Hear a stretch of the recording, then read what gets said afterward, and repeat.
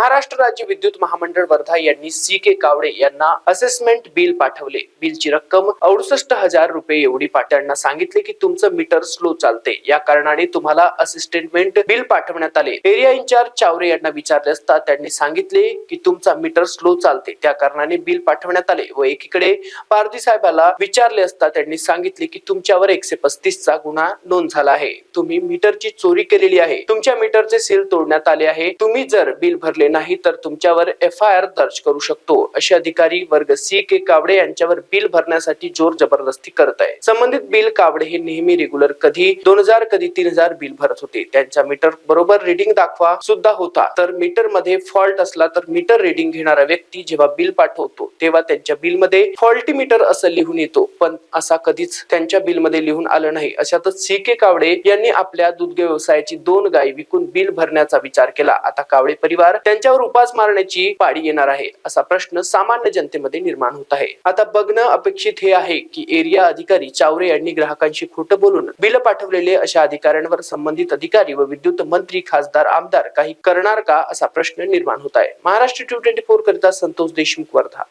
मी Santosh Deshmukh, Maharashtra TV24। आपण CK कावळे यांच्या घरी उभा आहे सध्या, आणि MSCB ने यांच्यावर मनमानी 68,000 रुपयाचं असेसमेंट बिल काढलेलं आहे।